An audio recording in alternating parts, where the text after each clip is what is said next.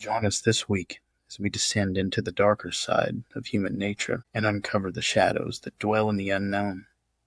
From chilling true crime and gruesome murders to spine-tingling paranormal encounters that defy explanation, we're peeling back the curtain on things that go bump in the night. So grab a flashlight and maybe a blanket, because you're listening to The Guilty and the Ghostly.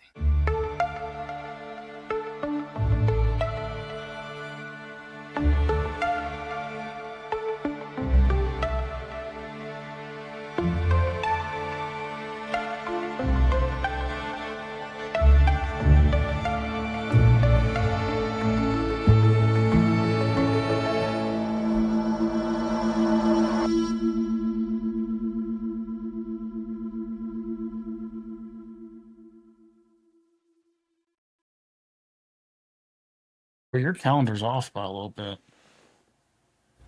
Don't look at that. It's a secret. It's because you're planning for my birthday. Is that what it is? Yeah.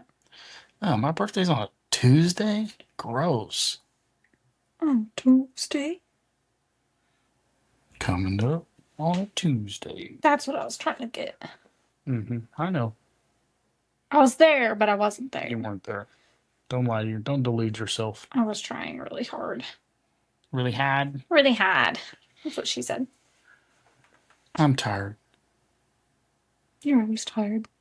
I'm extremely tired today for some reason. You worked hard. I did. You got a lot done this weekend. I've been deep cleaning, organizing the house. I've been supervising. Supervising. You put meat in our freezer. I did put some meat in the freezer this weekend. So that's pretty important. Yep. It's very important. Because our kids are big bags. And they love deer. They do. So that's pretty important. I ain't going to complain too much. And then we're getting ready to go out of town to celebrate Thanksgiving. So happy Thanksgiving to everybody. This comes out on Monday. Thanksgiving will be Thursday. We hope it comes out Monday. Yeah, fingers crossed. Yet to be determined. Josh is really tired, so he's trying to drink. I tried the Dubby today. I don't know if y'all have seen our posts on that yet or not, but it's actually really good. I really like it. So I've been using it because Josh actually just got into town Wednesday, yeah. And it's Sunday. I've been drinking it all week. I drink it in the morning. It doesn't make me shaky. It doesn't make me jittery. No, me either. And I'm very susceptible to that. I'm very what do you call that? Anxiety ridden. Well, that too. But like you're super sensitive to caffeine. Yeah. But I'm not sure. I don't know if this has caffeine in it or not. I didn't look. It does. It does. Yep. And then a lot of times when I drink energy drinks later on in the day, I have a hard time going to sleep. I can drink this about 2:00 and still be able to go to sleep that night. Yeah, well, it's not like an overbearing energy. It's actually kind of a nice, subtle, get some stuff done. Yeah. Kind of drink. It's really tasty. Yeah, it's really good. So we got sweet and sour blue raspberry, and sometimes with blue raspberry, it's almost overpowering. Like you almost want to. It's almost too much, but this one, right amount. Yep. So go support us. Yep. GGP for your promo code, as in Guilty Ghostly Podcast. Yep. You get 30% off. They've got some other flavors. I want to try the peach. They're sold out right now, but they said it'll be back in stock here shortly. So you plug the website. Dubby.com. Dubby.com. DUBBY. Dubby.com. Promo code GGP. Help us out, guys. Help us out. Other than that, so I'm excited because not just because of the story today, but I have some updates on previous stories that we have covered. I think the majority of them, believe it or not, are the ones that me and Tori have done, but one of them you and I have done. So the first one, I'll go ahead and do the one that's the most recent. So we just went over the Dalia DiPolito case where the wife hired a hitman to kill her husband, ended up being the undercover cop, and they had this whole elaborate sting set up against her. We released it last week. If you haven't listened, go check it out. totally mind-blowing, guys. Like, you don't expect it at first. That lady needs an Oscar. Very good acting. So, well, how I came across this is I was actually looking for pictures to post on some of our social media. And it was just this little blurb that came across. So, the guy that actually turned her into the cops for trying to get him to hire a hitman for her, Muhammad, he was arrested. I tried to pull it up, but it wouldn't let me pull it up. He and a lady friend had a hotel that they were sharing with this third guy. And supposedly, him and this woman said that somebody was going to basically pay them to have sex on camera and pay him $5,000. Whatever, each their own. Okay. Well, the third guy, the third wheel, I guess, woke up in the middle of the night and the woman was like freaking out, saying, like, he's ODing, but I know what to do. Not a big deal. He's like, dude, you need to call 911. She goes, no, I deal with this all the time. I got it. So she was like splashing water on him, and I guess he came back and was good. So the dude went to sleep. The dude woke up the next morning, and the lady that he was talking to, saying that Muhammad OD'd, wasn't she had OD'd and had passed away, and Muhammad had woken up and they had found her deceased. Of course, they tried CPR, tried bringing her back. They called 911, and she didn't make it. But it was just kind of strange that he was involved with that. The other one is Summer Wells. So I think that was Tori and I that covered that story. Yeah, I think so. Little girl went missing from the basement. Basically, it doubled for like basement bedroom. She shared a bedroom with her mom and dad. Very weird. She disappeared seemingly without a trace. They never really had any suspects, but the parents always kind of acted strange. But there's never any evidence. Well, I think it was like November 15th or something. Just earlier this month, the FBI was searching a field like just a few miles from her parents' house, said they were investigating a lead. They did not release what the lead was. They did not release if they found anything, but it's comforting knowing they are still working that case so hard, and they are still looking for this little girl because they still have not found her. So there's movement on the case. Maybe we'll see an update soon. So that was pretty interesting. Yeah. And then while I was waiting on you to get ready, I was just kind of scrolling through Facebook and seeing there was an update on the Slender Man case. Oh, wow. So Tori and I covered the Slender Man case, which, again, if you haven't listened to it, go back and listen to it. 3 little girls, like I think they were like 13 or something like that. 3 best friends. 2 of them ended up stabbing their best friend and trying to kill her, blaming it on Slender Man, saying that he did it. They were found mentally not competent to stand trial, I guess, so they didn't serve time in jail, but they went to a mental health facility. The last update I had, they were trying to get one of them transferred to a new facility, and they said, no, we're not equipped to deal with her. Well, I just read that they did accept her, and now she's missing. Oh, wow. She ran off, cut her ankle monitor off, and she's gone. They cannot find her. So as of earlier today, they don't know where she's at. So I'll watch that and see what comes of that one. So just interesting that some of the cases that we've gone over is having some movement. Kind of cool. Yeah, that is kind of neat. So that's all the updates I got. We have one more update. What's the other update? Our new equipment's coming in. Our new equipment. We were hoping it was going to come in Friday. It didn't come in Friday. It's coming tomorrow. So hopefully then... Oh, we do have a couple more updates. So the equipment comes in tomorrow. We're going to record the following... We're going out of town for Thanksgiving, so we're trying to get ahead of schedule.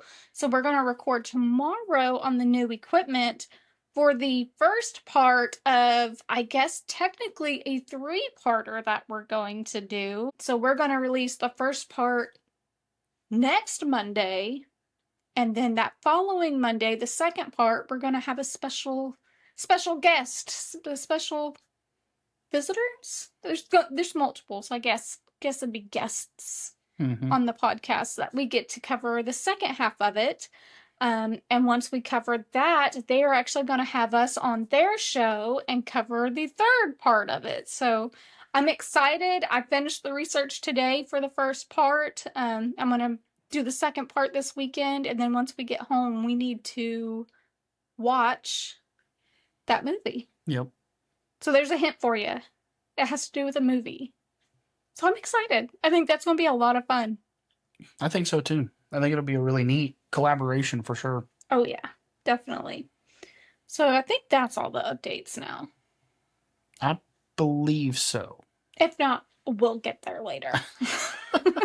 We'll include it. So today's story. Oh, and that's another thing. You guys are wondering why Josh keeps showing up. We haven't abandoned Seth and Tori. We've been traveling out. I traveled out of town. Then Josh had to travel out of town. It's just been busy with holidays and kids and work and everything else. And Seth and Tori both are busy too. They're very busy with their own lives. They come here when they can. Seth actually came and recorded the Dahlia de Polito, and it didn't pick up the recording, and it was like a last minute thing. Josh did it with me. So they're not gone. They'll be here in a minute. We love you guys. And again, we're trying to get ahead, so they may not be on next week's either, but we'll see. We'll see. See if we can work it out. Hopefully maybe we can get them in on a remote call or something. Yeah, and that's what we're kind of hoping with the new equipment. It'll make things easier, and then maybe send some equipment home with at least Seth. That way, if he does have Hadley, he's at least at home. Maybe he can do some recording while he's there. Just make it a little bit easier for everybody. Yeah, we're hoping to increase production value for sure. Yes, it'll definitely make my job easier, which... Yeah. I've done a lot of research and found, I think, the equipment that we've needed the entire time. Oh, yes, 100%. We're funding this ourselves. We have 3 kids, and we ain't rich, okay? No. But we're making strides. I think it'll be good. I think so, too. Okay, so now we've updated on everything. You ready? I'm ready. So this one's it is true crime, but it's a different kind of true crime. I will say there are some discussions of children that will be, how do I put that? Graphic? It's not really graphic. It's just there will be death of children. Sometimes that can be kind of rough. It's kind of graphic. It's pretty graphic. It is a very sad story, but a lot of questions and not a lot of them are answered. So, have you ever watched the documentary Something's Wrong with Aunt Diane? I can't say that I have off the top of my head, but it's possible. Okay. Well, we'll just dive in and you can tell me if it sounds familiar or not. So, we're going to start off with who is Diane? Diane Schuler is her name. Diane was born in 1973 and was the daughter of Warren Huntz Sr. and Elaine. She was the youngest and the only girl of 4 children. Warren and Elaine. Warren and Elaine. Isn't that the same people that have had the doll? Almost. Warren and Lorraine. Lorraine, that's right. Yeah. My back itches here. Okay, so she's the only girl of 4 children, so 3 boys. That's a lot of boys. Diane's mother was not in the picture, and when Diane was about 11 years old, her mother walked out on the family. There was a rumor that Elaine actually may have left with a neighbor or a family friend. So it kind of sounds like she ran off with the milkman when Diane was really young. Back when the milkman was a thing? Yes. Although there's nothing on record of this, it's just people kind of talking, but that is the rumor.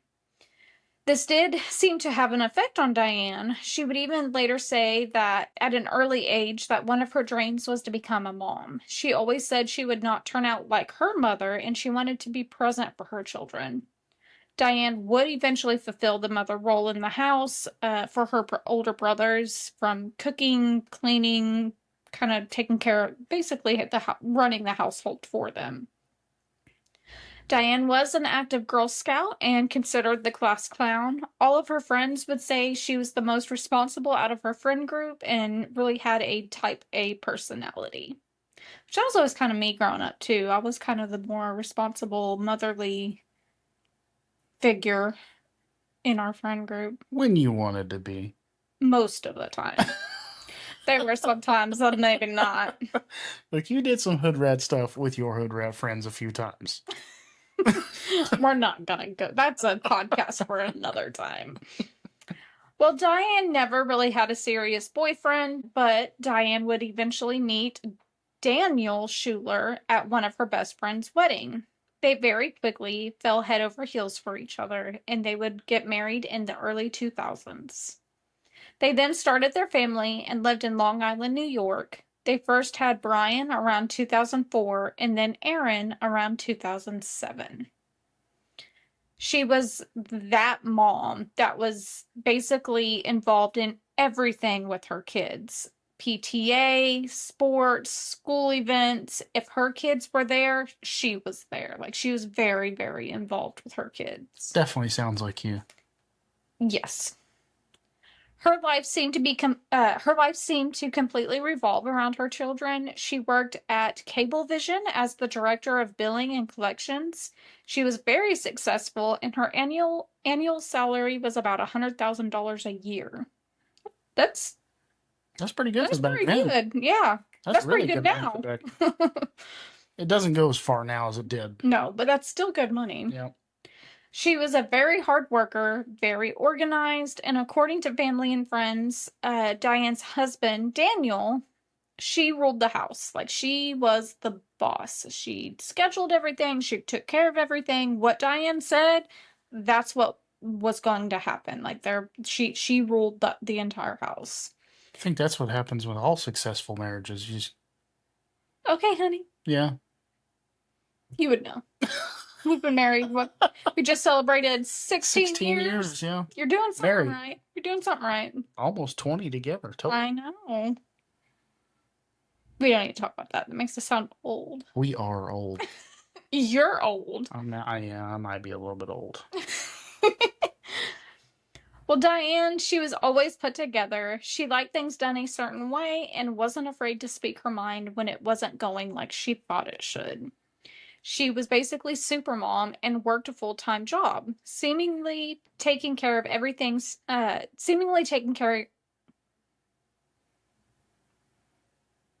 are hard. Did your tongue swell up 3 times as big? I think so.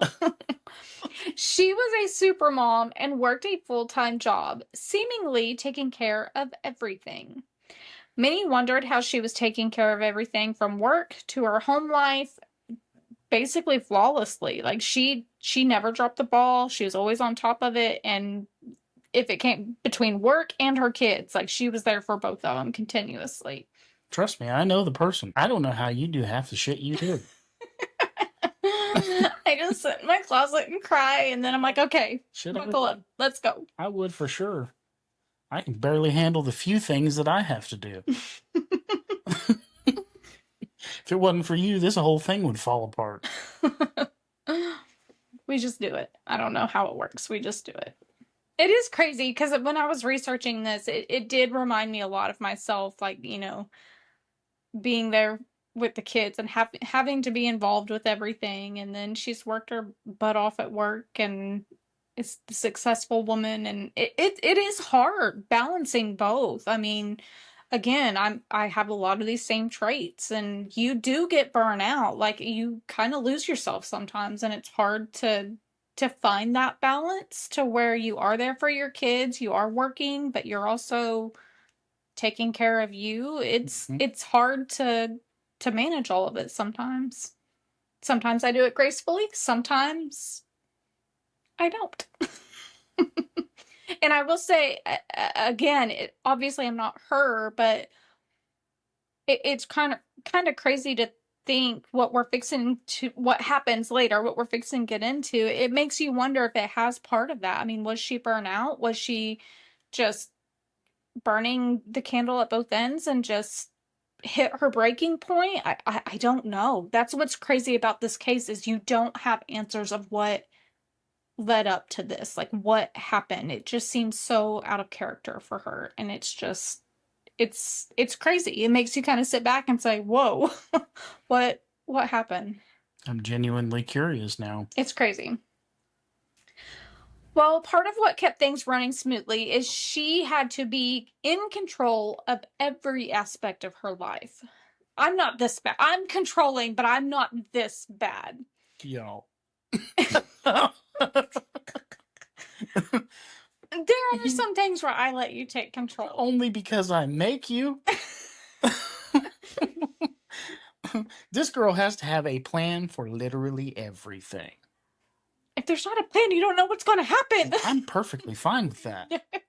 No. I love winging it. It's so much easier for me not to have to worry about crap. That scares the shit out of me. No. And it's so I work funny. so well under pressure, and you don't. And I work under pressure. I'm great under pressure. It's just not having the plan. Spontaneous Yes. pressure. Which is so funny because we talked about last week May being like a carbon copy of me, like literally a miniature me. But on that regard, she's a lot more like you, go with the flow. She doesn't have to plan. Like, she's good. And then our oldest, who is a lot more like Josh as far as personality wise, has my controlling tendencies and has to have 10 times worse. But 10 times worse. She has to have a schedule. If it's not on her schedule or is not planned out, it's not great. Yeah. It was so funny. Heaven forbid it doesn't go her way. Oh, yeah. Well, Diane was so bad that if someone put an address into the GPS and it would tell them to go a certain way and she didn't think that was the way, she'd be like, turn that off. That does not matter. We are going my way and there is no arguing. We're going this way. That sounds like a truck driver that called here recently. Oh, yeah. Guys, I had a driver call me at work this week. I took the day. I never take off of work. I just don't. I say that and I'm fixing to take a whole week off. But I don't take off of work unless it has something to do with the kids. I'm headed to Dallas to pick him up. I'm hitting Dallas traffic and I have a truck driver call me. I was ready to pull my hair out. Finally, I was like, here, call my production coordinator because I'm done. I am done. You called me at your wit's end, venting so hard about that. I was so mad. Just listen to what I'm telling you. Yeah. All the while you're fighting Dallas traffic. Yeah, and he's like, well, it says to go down this road. Does the road sign give you the address? Okay, because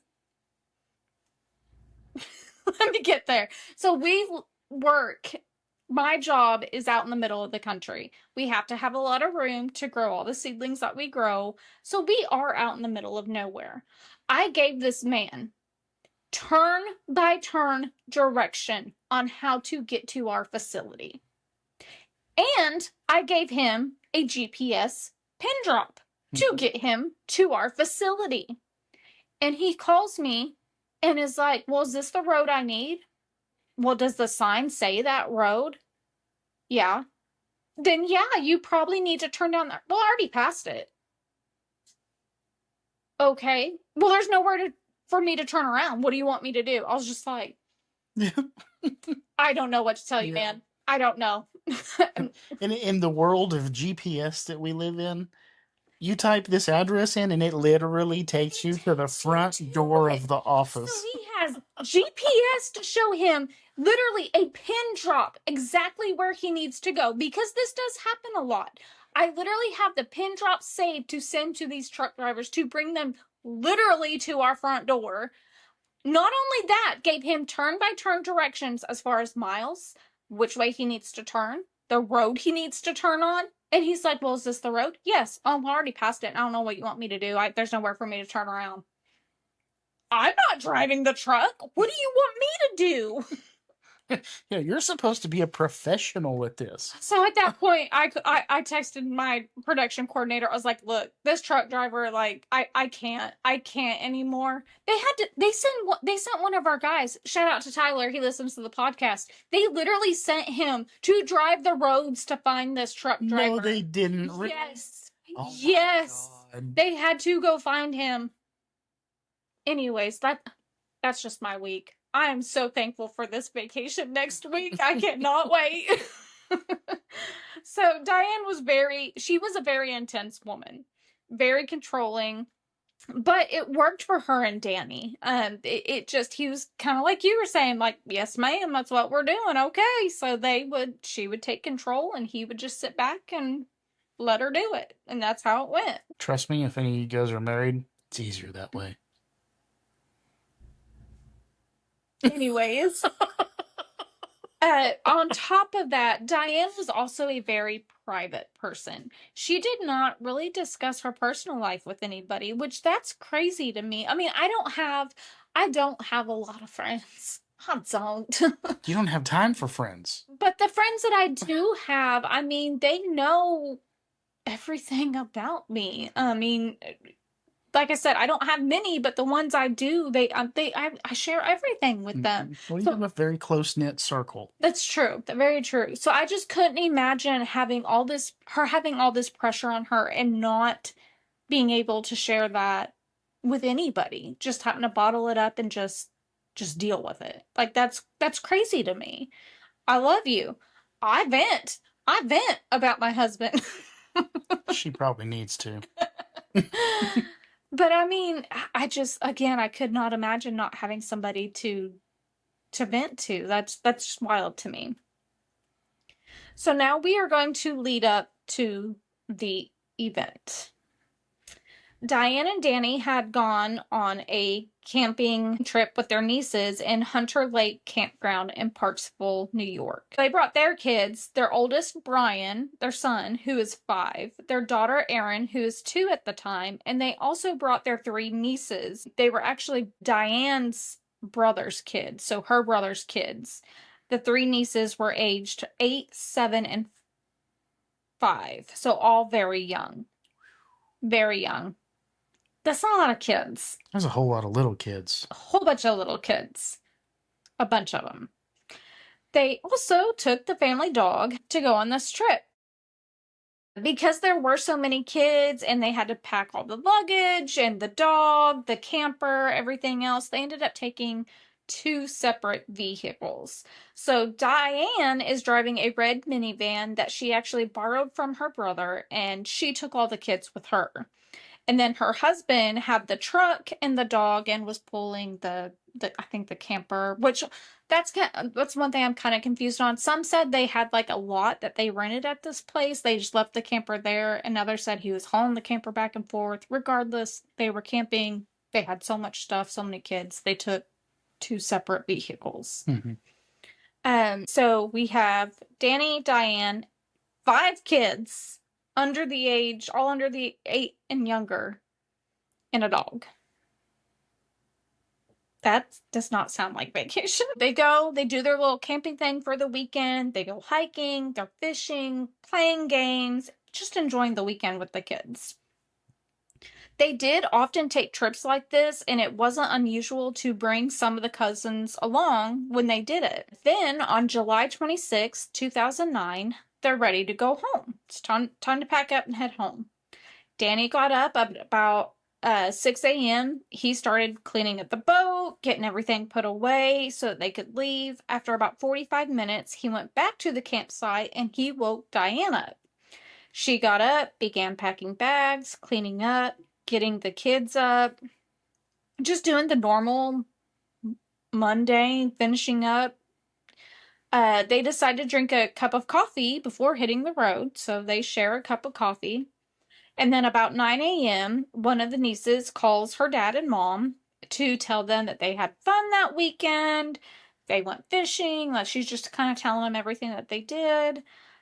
Once they finish, they say their goodbyes. Danny gets in his truck and Diane gets in the minivan and they start heading home. Now, I may be getting ahead of myself. I may mention it later on down the road. And if I do, just okay. Danny was actually leaving, or like he was going straight home. He had to work that night, which again, you and I are accustomed to this. You had weird hours or whatever. So he's like, I'm going straight home, putting stuff up, going to bed so I can get ready for work tonight. And Diane's like, I'm going to take my time with the kids to get home. So they were not planning on getting home at the same time. That was the plan all along. They were not getting home at the same time. At about 9:30 a.m., Diane hit the road, and the co-owner of the campground would actually later state that he's seen Diane pulling out by the exit of the campground. She had her sunglasses on. She seemed completely normal. Others that talked to the family that day and over the weekend said they all seemed like they were in great spirits, acted normal. She pulls out and she gets on the road. Here's Danny worked later that night. He heads home to begin, like I said, putting everything up. Diane was planning on taking her time getting home with the kids. They didn't have breakfast that morning, so Diane decided, we're gonna stop at McDonald's, get something to eat, let the kids play, run off some energy before we make the rest of the way home. Yeah, maybe they'll nap. Exactly. She's like, I'm gonna need a loud ass get something to eat, cause. So they stop at McDonald's to get the kids something to eat at about 9:56 a.m. Now pay attention to these times. So they left at 9:30. At 9:56, she's pulling into McDonald's to get these kids something to drink. So not 30 minutes, not even 30 minutes has passed by. She can be seen on the camera taking the kids in, getting them breakfast. She got herself a juice. The employees from McDonald's that interacted with her said that she seemed completely normal. Nothing's out of the ordinary. No smell of alcohol. She didn't act inebriated. Like, completely normal. Everything completely normal. The kids played in the play place for a little while. Diane can be seen, she's kind of watching the kids, laughing with them. Again, just seems completely normal, just like a mom hanging out with all of her kids. Diane then goes to a gas station at about 10:45. So she left the campsite at 9:30. Got to the play place 9:56, and then she's pulling into the gas station at 10:45, which is right down the road from McDonald's, like literally just right down the road. They also have cameras at the gas station. You can actually see Diane get out of her. She parks by a gas pump. She gets out of her car. I meant to send it to me so I could show you, but I forgot. So I'm just going to describe it to you.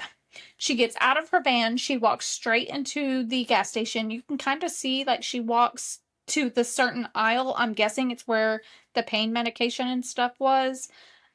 She goes to the clerk. She's like kind of motioning at her head. Like she's kind of this area, like kind of motioning to her head, asking if they had a certain pain relief. I'm not sure if it was like a certain one she was looking for.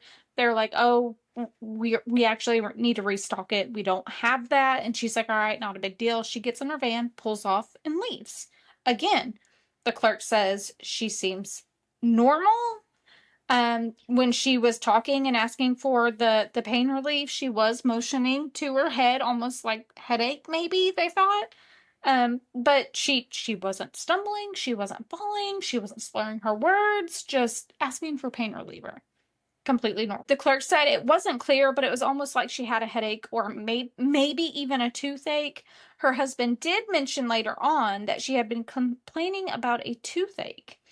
Diane did have a fear of dentist, though, so she would always kind of just deal with it on her own. She just wouldn't go. She wouldn't deal with it. She would just take a bunch of pain medication and hopefully it'd go away. The store clerk would later say that she was not the store clerk would later say, like, she was not intoxicated. She was perfectly fine, completely normal. And this is the last time that Diane was seen on video. Up to this point, every place that she has stopped at, they all said she seemed fine and nothing seemed off. She left the place at 9:30. Here we are a little after, what I say, almost 11. Mm-hmm. Seems completely normal. At about 11:37, Diane calls her brother and her sister-in-law and tells them that they were running behind and they would be getting home a little bit later than expected. She told them that they had ran into some traffic. It was slowing them down a little bit. She doesn't mention anything about a headache. She doesn't mention anything about a toothache. She sounded completely normal. Just said, we're going to be home a little bit later. Okay, no big deal. Then, at about 12 p.m., just 20 minutes after she made that call to her brother, a call comes in that there is a red minivan that is driving erratically. And they're driving a red minivan. They stated the van was switching lanes suddenly, cutting people off, causing people to swerve out of the way to avoid being hit by this minivan. The kids could be seen in the back of the van, kind of like bobbing around every time she would switch lanes. You know, you can see their little heads kind of moving back and forth. The driver could be seen gripping the steering wheel aggressively and kind of like leaning forward. It almost appeared as if she was concentrating on what she was doing. More calls came in saying the van was following closely, honking, again, suddenly jerking the wheel to switch lanes, even attempting to pass on the shoulder of the road, but like she wouldn't be able to, so she'd get back behind him and then switch lanes again really fast. So just driving completely erratic, not making sense. And this is just 20 minutes after she speaks with her brother and sister-in-law saying we're going to be late. One of the callers ends up pulling over at a rest station, and the van actually kind of follows them into this rest stop. Like, not following them, but they just happen to pull in as well. That's when they seen Diane pulling in, but she pulled into almost where the trucks are supposed to go, and then witnesses are still kind of watching her, trying to figure out, like, what is this person doing? Like, they were driving crazy, now they're pulling in here. What's going on? That's when Diane gets out of the van and begins violently vomiting on the side of the road. So she jumps out and starts getting sick on the side of the road. And the witnesses thought, oh, she was fixing to get sick on the road. She was just trying to get to a place to get sick. So they report it to 911. They kind of go on about their business. They go use the bathroom. They come back and she's gone. She's not there anymore. So they're kind of like, oh, well, she did what she needed to do and she's back on the road. At 12:55, Diane's phone called a random number. It wasn't saved in her phone and no one knows who it belonged to. Like, they have no idea why she called this phone number. At about 1 o'clock, Diane's sister-in-law gets another call from Diane's phone. She thinks it's Diane. She's like, hey, Diane, what's up? But this time, it was actually her oldest daughter that called. The daughter would tell her mom, there's something wrong with Aunt Diane. Mind you, this baby's 8 years old and calls her mom and says, something's going on. She would go on to say that Diane cannot see. She is very sick. This is the first that Diane's family is even alerted that something's going on. So these kids have been in this van traveling from this place. They stopped at the convenience store at, what was it, 11-ish, I think? Mm-hmm. And now here it is, just a couple hours later, and this is the first that her family even knows that something is going on. This whole time she was driving erratically, switching lanes, just driving crazy. Diane's husband has actually already made it home and was trying to go to sleep before he had to go to work that night. So he's completely oblivious to what's going on. The mom and the dad of the nieces haven't heard anything from them since Diane called earlier that morning to tell them that they're going to be late due to traffic. After trying to figure out what was going on through their daughter, they finally asked, can you put your Aunt Diane on the phone? Because talking to an 8-year-old, like, what do you mean she's sick? What do you mean she can't see? I can imagine that you wouldn't get a whole lot of information. So like, put your Aunt Diane on the phone. Diane began kind of talking in circles, not really making a whole lot of sense. They were trying to get information out of her, but like nothing was coming through. They began like begging her, please pull over, just pull over. You've got the kids in the car, just pull over. At one point, she even called her brother Warren Danny, which is her husband's name. So she referred to him as Danny. They obviously knew something was seriously wrong. They could hear the children. This breaks my heart. They could hear the children crying in the background while talking to Diane. So obviously the children are terrified of what's going on. Warren ends up asking his oldest daughter to start reading signs that they were passing so that they could try to figure out where they were so they can locate them. She finally reads a sign that says Terrytown.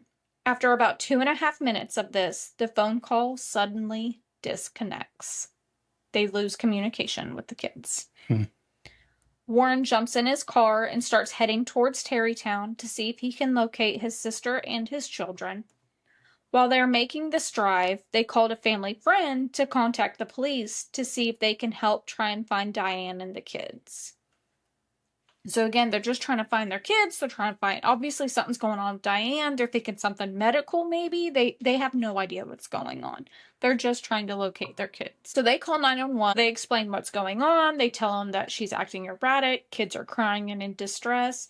The operator asked if Diane had any medical history or history of drug abuse or just like what could be causing this. They tell the operator no, that she's not a drug user. Nothing medical that could be causing this. They tell the operator that the kids mentioned that Diane wasn't feeling well. That's all they knew. And it happened so fast because again, at 11-ish, she was fine, perfectly fine. And we're just now getting to 110. So it happened so fast. But then again, if that's your kids in the car, you think it happened so fast, but that's a long time for your kids to be stuck in this car with somebody that's... This case hurts my heart. At 1:10 p.m., Diane's phone dials 3 wrong numbers again. At 1:15, Warren tries to call Diane's phone, but it goes to voicemail. It was later found out that Diane had actually pulled over when they were telling her, like, pull over, pull over. She did end up pulling over after calling these 911 or after calling these wrong numbers.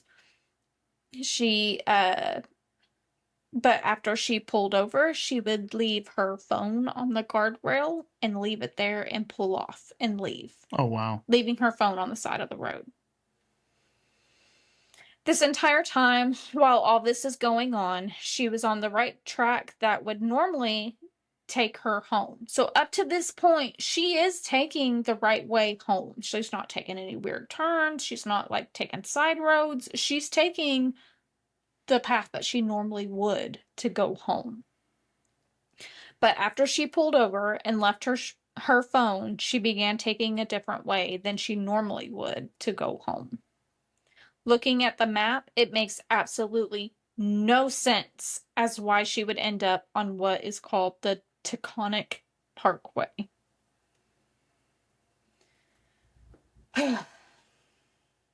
By this time, Danny has been alerted to what's going on, and everyone's going back and forth trying to locate Diane and the children, all while Diane is still driving and making her way to an exit ramp. While she's driving towards the exit ramp, more calls start flooding in up from other drivers. She's reaching speeds up to 85 miles per hour. She's traveling against traffic for about 1.7 miles. Other drivers, so at this point, she takes that exit ramp and it's a one-way, and she's going the wrong way.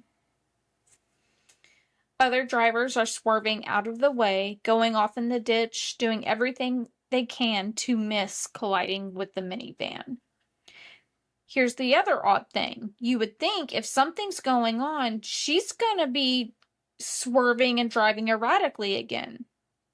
She's driving super straight. Straight line, dead straight, not swerving at all, just straight down the road doing 85 miles per hour against traffic. They would later say that it almost looked like she was driving with a purpose.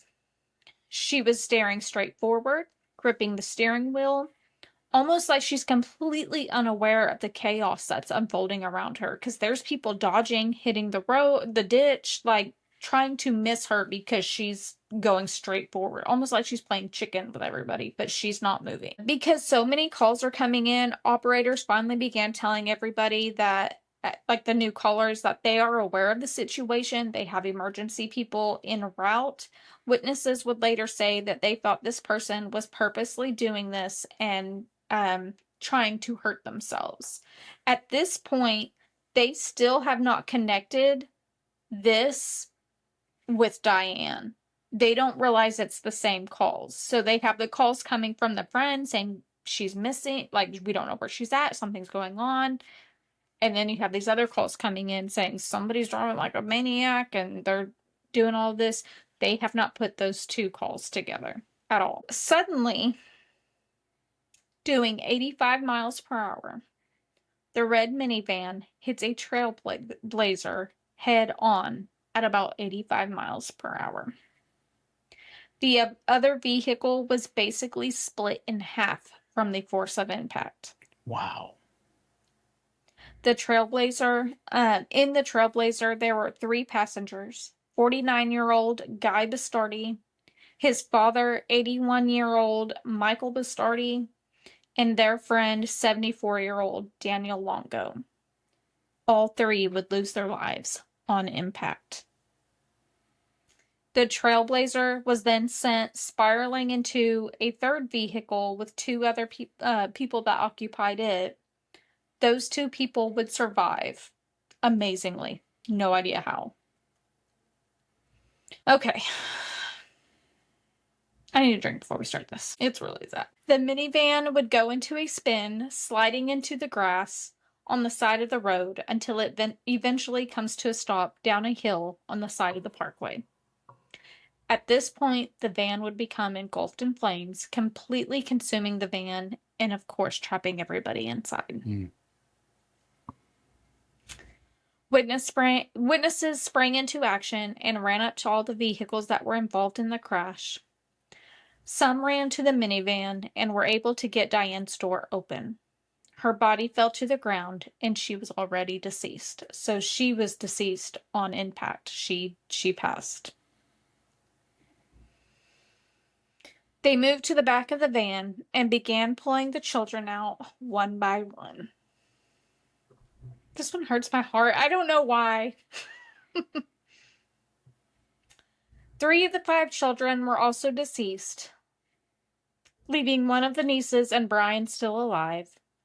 However, the niece that initially survived the crash would later pass away in ICU just a couple days later. Wow. They were able to put out the flames, but nothing was left of the van. And I'm going to go ahead and stop here and show you some of the pictures of the wreckage. So let me start with everybody that was involved in the crash that passed away. 2-year-old Aaron, Allison, that was 7, Kate, that was 5, Emma, that was 9. So that was the nieces and her daughter that passed. Michael and Guy, that were father and son, and then Daniel Longo. How sad. Like I said, this one hurts my heart. And again, I think it's because it does remind me so much of me. I've always got extra kids. I'm always running like candle at both ends. Like it could happen to anybody. But then again, like we still don't have answers as to why, what happened. Like, you really don't have answers. And I think that's what drives me crazy, is like, she seemed like the mom that had it put together. She seemed like the mom that was in control, and like, she would never put her kids in this type of situation. And some things I'm fixing to go over, but it's like, what were you doing? Did you really do this? Like, and why? It just doesn't, it does not make sense. And again, I think I mentioned it later on down the deal. None of those kids had their seatbelts on. The 2-year-old was not even in a car seat. Insane. It's insane. This is the driver's door once they were able to peel it open. So that's, of course, where Diane was. I think this is just another shot of them. That was her vehicle. Oh, wow. I mean, smashed. Completely smashed. And I mean, it's just kind of sad. You can see the camping stuff. They just had all this fun, and all the camping stuff in the back is now, everywhere, but it's just like they were just having a normal weekend. I think this was the third vehicle that got hit. That sent that other one that basically got split in half. That's the third vehicle that hit that one. This is another picture of the van after they finally put the fire out. Wow, that's crazy. Which again, I think I'll talk about it here in just a minute. Emergency crews couldn't hardly get to him because of the chaos that happened that led up to this. There were cars in the ditch, cars on the side of the road. The emergency crews could not get to them to help because there were just cars everywhere trying to avoid being hit. Oh, yeah. You can see where it's down at the bottom there where the van ended. Yeah. That's nuts. And I think I've got one more. Yeah, that was when they were trying to put the fire out. I mean, heartbreaking. Heartbreaking. And this is the part where I kind of get mad. When they started looking in the van, they found a large broken liquor bottle in the van that was sitting next to Diane. It was like a large vodka bottle smashed into pieces. Brian, her son, was able to survive the crash. The only survivor in that van. Wow. Because, and this, again, this is awful. The only reason I'm not laughing, it is not funny, isn't it? If I don't laugh, I'm going to cry. The only reason that little boy was able to survive is because the other children took the brunt force and landed on top of Brian and absorbed most of the impact, basically protecting him. Mm-hmm. And that is the only reason why he survived the crash. Mm-hmm. And for him to have to live with that for the rest of his life, That'd be tough. I can't. Emergency crews were trying to get to the site of the crash, but due to all the traffic all over the road, like I mentioned, they were having trouble getting access to the wreck. Brian would suffer major head trauma, broken arms, a broken leg, and a severe injury to his right eye. He would spend months in the hospital, and it was determined that none of the children were wearing seatbelts at the time of the crash, and the 2-year-old was not in a car seat. They would do an autopsy on Diane to try to determine what led to the crash that day, and it did not provide hardly any answers. I mean, it did, but let me go into it. Diane's blood alcohol level was 0.19%. Damn. More than double the legal limit. They found the equivalent to 10 shots in Diane's stomach. They did check her organs for signs of alcohol abuse, but found nothing because they're like, well, was she like a closeted drinker, thinking like she had always done this and just kind of hid it because she was so concerned with her image? No signs that she was a regular drinker, and this was just like a one-time thing, or this was a cause of that. They checked her brain for any brain bleeds, any signs of stroke, anything like that. Nothing. They found nothing. They did find high levels of THC in her system. And here's kind of where things kind of go off the rails a little bit. Like, her husband says one thing, but her friends say another. Her friends say that she was a regular smoker. Like, it was pretty normal for her to smoke. But her husband was like, she only did that on occasion. She did not do that very often. So there's kind of a little bit of a discrepancy. Her friends did say that she was not known to drink, though. Her friends were like, we don't know. She normally wouldn't drink. Like I mentioned, her husband denied that she was a drinker, said that she was only a casual weed smoker. He would argue that the findings had to be wrong. There is no way this type A, always in control, straight-laced wife would ever consume alcohol and then drive, let alone with her children, but somebody else's children in the car. At first, he would say that he didn't know how the bottle of vodka ended up in the vehicle. Later, he would say maybe she got the bottle out of the camper and took it with her, but he never seen her take it. Like, he has no idea where it came from. Her brother and sister-in-law would also come to her defense and say they just couldn't see Diane doing this. Like, they were completely shocked. Like, she wasn't that type of person. They were all really confused and said this was just completely out of character for her, and after not finding anything showing this was a medical emergency, they would rule a crash as a homicide. 8 people were killed that day. Wow. Since Diane also died in the crash, no charges were ever filed.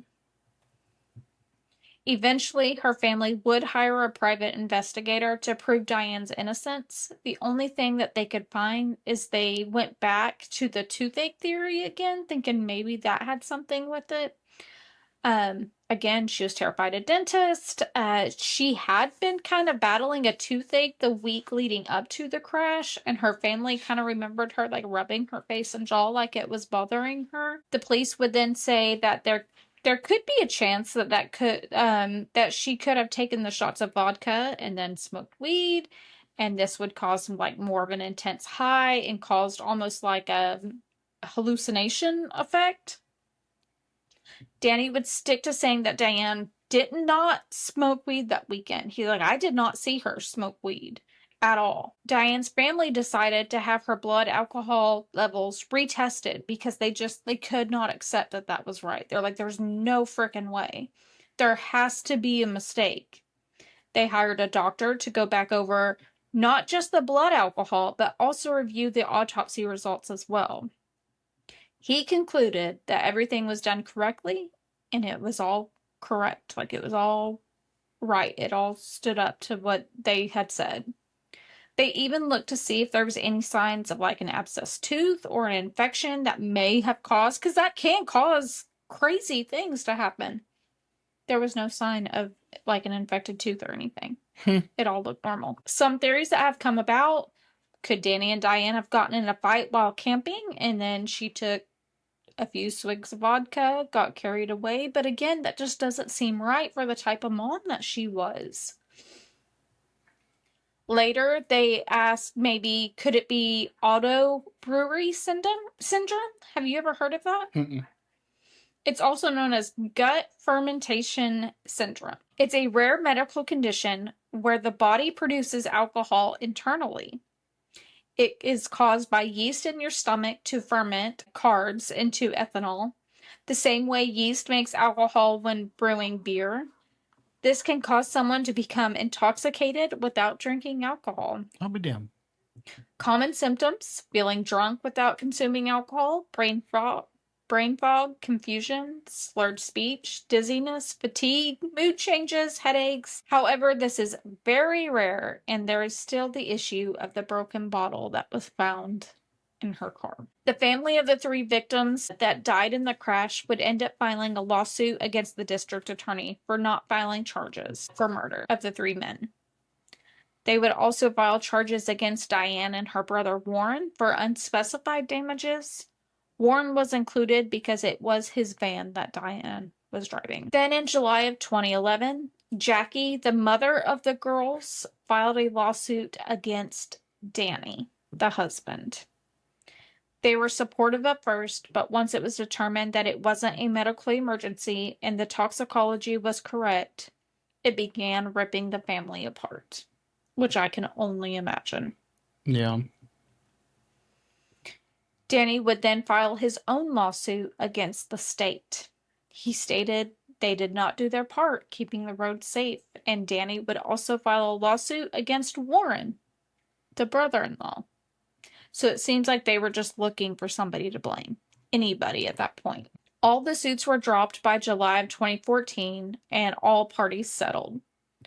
Brian would later talk about the day and say that all he could recall, which Brian is the son that survived, all that he could recall is that his mother said that she had a really bad headache and she could not see. This crash would then result into the passing of the Child Passenger Act. This made it a felony to drive while intoxicated with passengers under the age of 16 in the vehicle. To this day, they still have no idea what led up to it. They have no idea where the alcohol came from. They have no idea why she would have done it.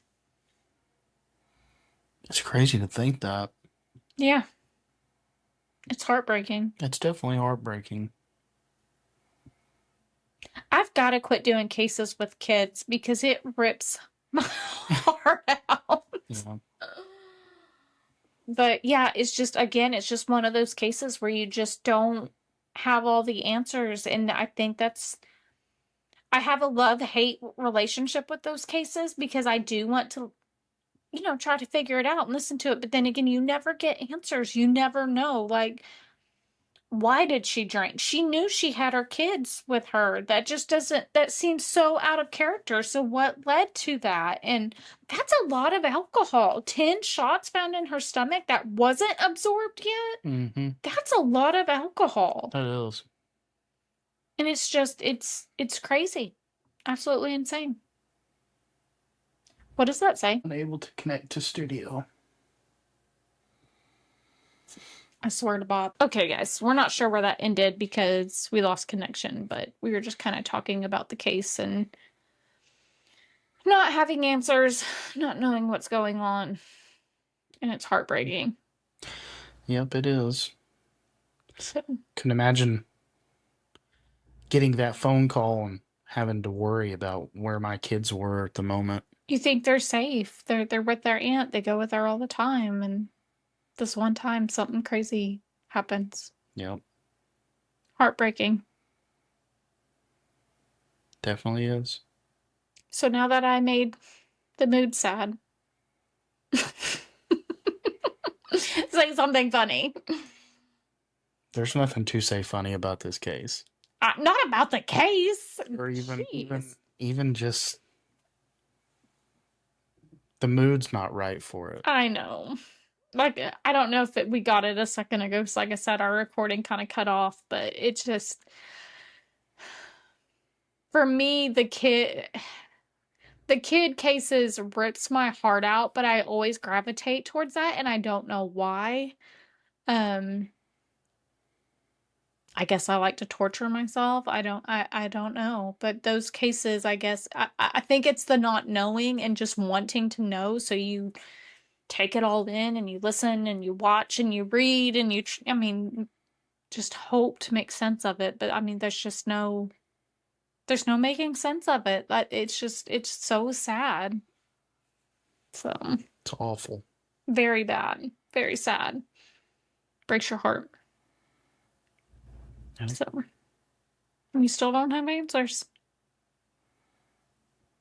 And I think they were looking for anything and everyone to blame with suing everybody and doing all that, like I said. But I mean, who do you blame at that point? I mean, the one that has the answers is gone. She can't explain what happened, why, what happened exactly. You don't.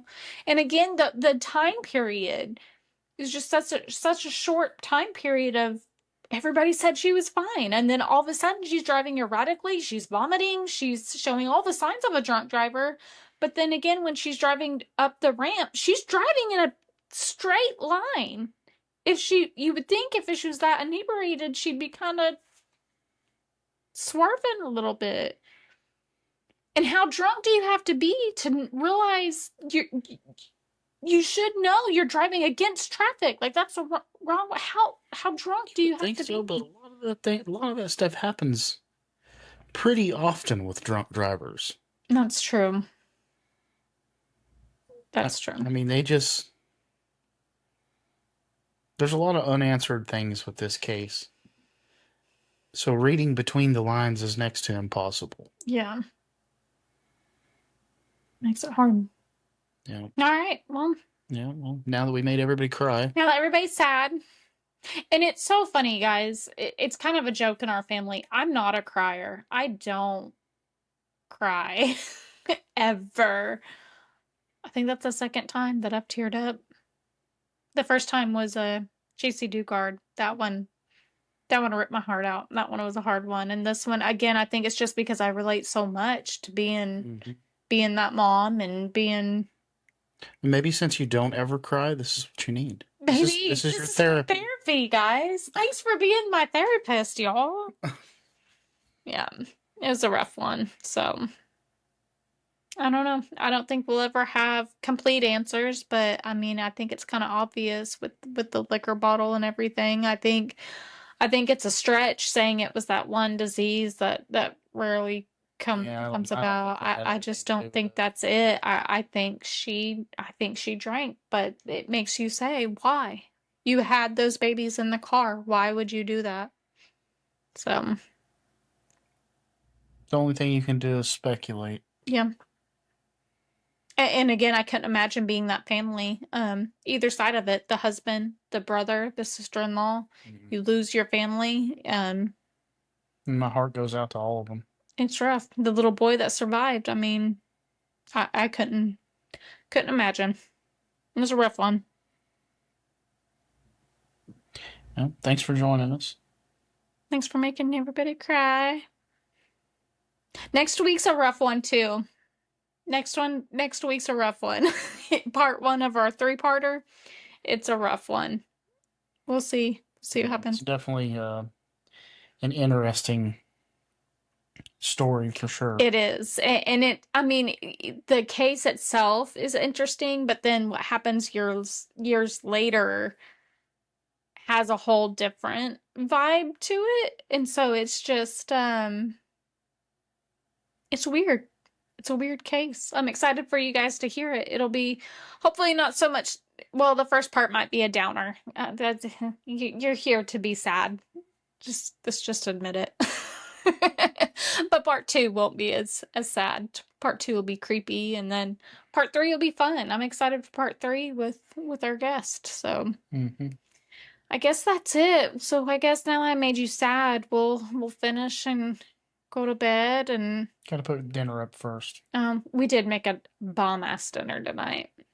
Homemade ham, mashed potatoes, ham gravy. Not just ham gravy, his grandma's recipe of ham gravy. That is one thing that I'm like so proud of, is I was able to be taught how to make his grandmother's ham gravy, and now I get to make it for him and the kids. And that woman could cook. Yes, she could.